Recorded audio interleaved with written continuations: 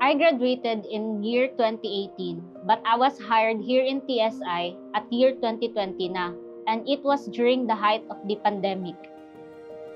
9 mi kabuok mag-igsoon. Ako as the eldest po ang isa sa ginalook up sa akong mga igsoon. Akong papa na usa ka mechanical engineer ang akong inspiration para mahimong engineer. Ako, since bata pa lang, is gusto na gid ako na maging isang engineer. Ang akong mga angkol din hipod nagpuyo, sabay sa akong mga pinsan. Makita na ako kung sa ilang trabaho which is very interesting. Naga-discuss sila og mga about sa electrical, mechanical, civil work, kanang mga ginagmay na ginabuhat din sa balay, na imo sila ginabuhat gid na sa engineer. Mo pud to ang nag-build sa kuan na inato ang akong pangandoy pagdako. Katong nagsabay na mi og college sa ako ang manghod na lalaki, is nakita gid na ako nga mas nidoble ang kayod nila mama ug papa. Late high school to early college years, nagka-problema yung father ko sa work, which forced him to go abroad. It was a tough time for our family, especially sa aking mother. So yun yung naging motivation ko na umayos sa pag-aaral at saka maghanap ng paraan kung paano sila matutulungan. Naibalan ako nga na-opening ang Aboitiz Power for Scholarship.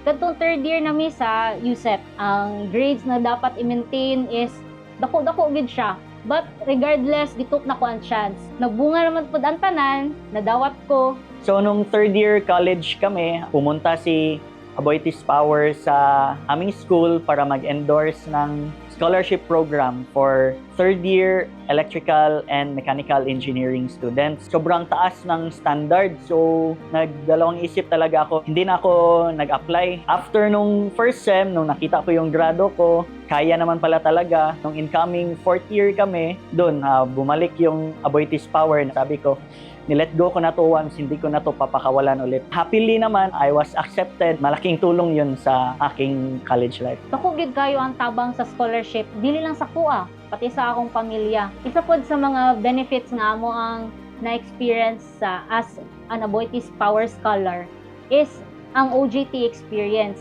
Dito pod na ako na-experience ang technical and theoretical na mga applications. Makita gid din mo sa power plant. So, dito pa lang na panahon, nagsugod na ang akong pangandoy nga gusto gid ko nga makatrabaho din sa TSI. Katong ginatukod pa ang TSI, maagihan manggod namo siya pag muuli mi sa Pikit North Cotabato kung taga-asa ang ako ang mama. Nya ma-imagine ako na hala, what if magtrabaho ko diha pohon.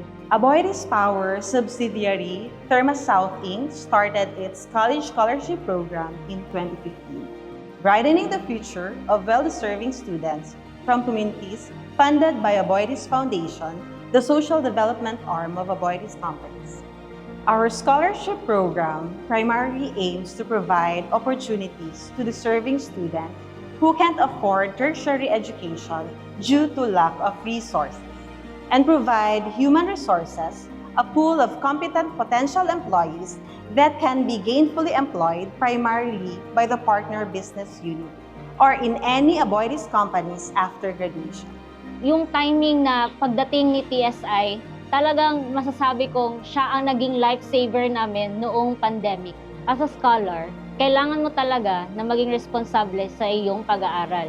Maong kanina mga values, nadala na ako hantod sa akong pagtrabaho dinhi sa TSI. Pangarap ko talaga na makapagtrabaho sa TSI. I did not land the job right away. Although I applied but there was no vacancy, I never gave up. And fortunately, last 2019, they contacted me that there was an opening for the 2020 cadetship program. I applied and now I am working here at Therma South Incorporated. As an electrical technician, I am responsible in making sure that all electrical equipments are in good working condition. So as a quality assurance technician, ako yung bahala kung dapat okay yung equipment, dapat tumatakbo para ma-ensure natin na kumpleto, may power yung ating planta. Also, I feel a sense of fulfillment that I help in giving power to Mindanao. The scholarship impact doesn't only change the life of the individual, but also those of the family, the community, and in a wider sense, the nation. I'm Engineer Vinchay Olaer, a former Aboitiz Power Scholar and now an electrical technician at Therma South Inc. Ako si Engineer John Christopher Tagalog, dating Aboitiz Power Scholar at ngayon QA/QC Technician sa Thermasouth Inc.